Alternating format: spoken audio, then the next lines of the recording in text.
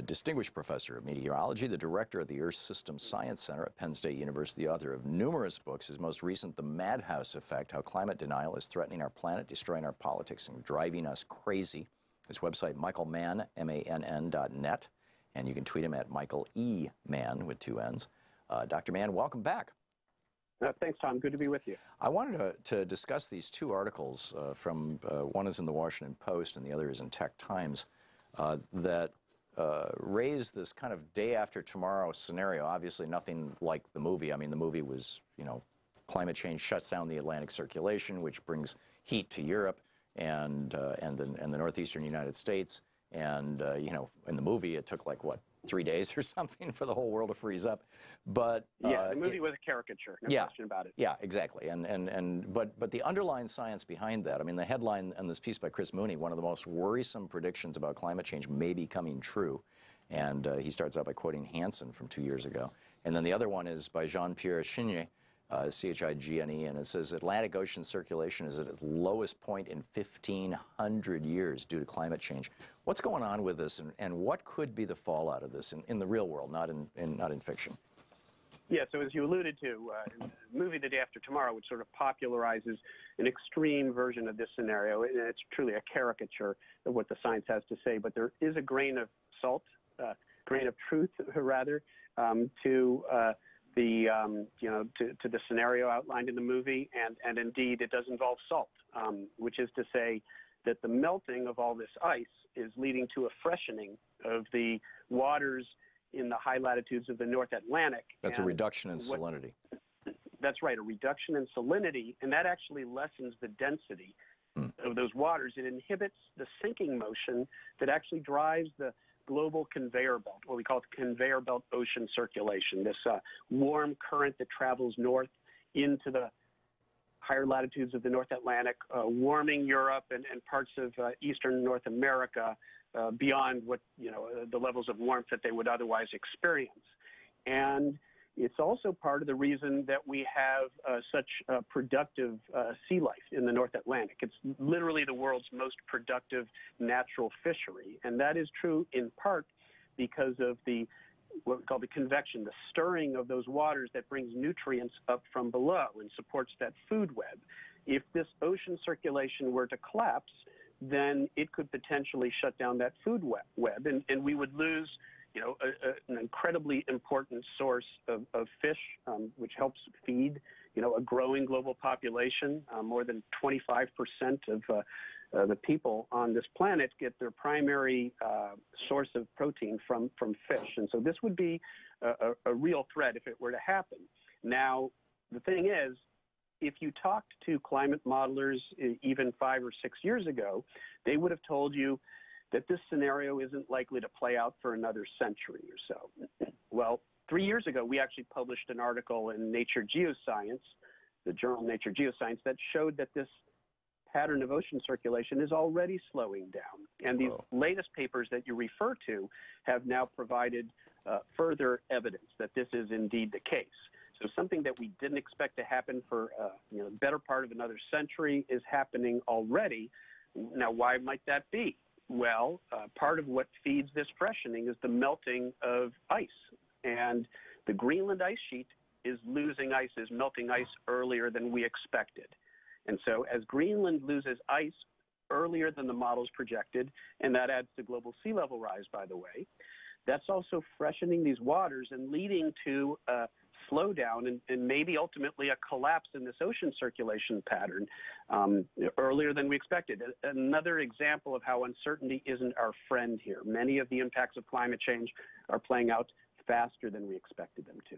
So something that was pretty much unthinkable in the scientific community just 6 years ago is now being seriously considered. When you say sooner, I mean, you originally noted that it could be a century from now. What kind of time frame are we looking at, or do we not have enough data to even begin to project that?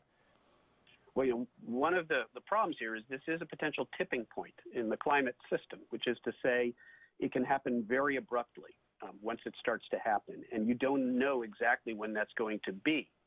So the danger is that the fact that we've already seen a substantial slowdown in this ocean circulation pattern already suggests the possibility that we could be right up against that tipping point where it essentially just shuts down. And if that were to happen, as I said earlier, it's not going to be the day after tomorrow. It's not going to be, tornadoes destroying Los Angeles and an ice age covering, the northern hemisphere over the course of days. What it does mean is an area of cooling in the North Atlantic, less warming in parts of North America and Europe, but a potential shutdown in that very important ocean circulation pattern that supports the fisheries of the North Atlantic. And here's another problem. The east coast of the U.S. will probably see even faster sea level rise because that ocean current, that conveyor belt ocean circulation pattern, is actually supported by east-west variations in the height of the ocean. And so if that ocean circulation pattern collapses, then the ocean literally comes up along the east coast of the U.S. It rises right along the U.S. That's because the Atlantic is lower than the Pacific, right? Because the Atlantic actually slants. If you measure from one side of the Atlantic to the other, there's a variation in height of several feet. You can measure that with satellites. Now, it might sound small, but it's actually really important in maintaining, 3 feet. If you suddenly add, any substantial fraction of that extra 3 feet to the sea level rise that we are already experiencing from the warming of the oceans and the melting of ice, well, then it means that, by the end of the century, rather than talking about 3 feet of sea level rise off the U.S. East Coast, which is what we thought we were talking about even 5 or 6 years ago, we're talking about 6, 7, 8 feet of sea level rise within, the next century. What impact would the loss of heat from the Atlantic cause on crops in Europe? Yeah, so there are parts of Europe that certainly could, if not literally cool down, warm less than they might otherwise, and be in store for more of those very cold Arctic air outbreaks, even in the midst of increasingly warm summers and warmer conditions in general. It could give us more of that weather whiplash, that alternation between extremes of both warmth and coldness, if that were to play out. And that would be true for parts of Europe. It would be true for parts of eastern Canada, Maine. There is, for example, evidence over the last few years that we've seen sort of these dreary, cool summers in some of those regions that have been associated with this very cold water mass that we are now seeing in the North Atlantic. And we think that cold water mass is a manifestation of this ocean circulation shutdown or slowdown. Wow.